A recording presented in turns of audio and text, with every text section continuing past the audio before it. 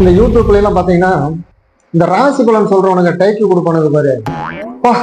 அந்த அந்த ராசிக்காரன் ஒவ்வொரு ராசி போட்டு அதுக்கு ஒரு டைட்டில் கொடுத்துருப்பான். பார்த்தவன் செத்துருவான்.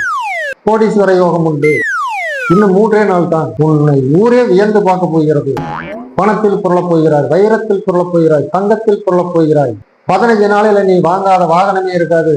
அதோட நான் சொல்லுவான், வீடு தேடி வரும் ஒரு பெண் உறவால் உனக்கு கோடீஸ்வர யோகம். நம்மால் ஓபன் பண்ணி பிடிச்சுக்குவான். அந்த வீடியோ 1/2 மணி நேரம் போகும்.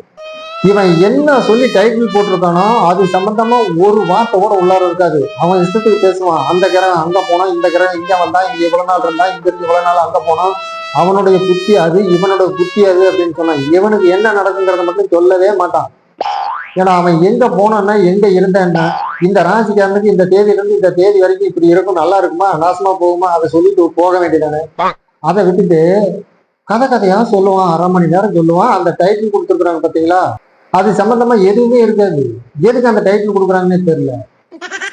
இப்படி எல்லாம் ஒரு குழப்ப ஆரம்பிச்சிட்டாங்களா? அதாவது யூடியூப்ல வருமானத்துக்கு ஒரு வழி, அவனை பார்க்க வைக்கணும், வியூவர்ஸ் டைமை கூட்டணும். இது எப்படி இருக்கு தெரியுமா? 1980, 90, 2000 வாரில எல்லாம் பாத்தீங்கன்னா டவுனுக்கு போனோம்னா தற்போது பக்கம் வரிசையா போஸ்ட் ஒட்டி இருக்கும், மலையாள பட போஸ்ட். சகிலத்தன சூப்பர் ஸ்டாரு ஒரே ஒரு சீனுக்கு தான் அந்த அம்மாவை கொண்டு போய் நடிக்க வச்சிருக்காங்க. அதை ஸ்டில் போட்டு அந்த வால் போஸ்ட்ல போட்டு அப்படியே அதகலை பண்ணி வச்சிருப்பான். உள்ளார போய் பார்த்தா ஒரு வெங்காயமா இருக்காது. அவனுங்களுக்கும் இவனுங்களுக்கும் கொஞ்சம் கூட வித்தியாசமே இல்லை.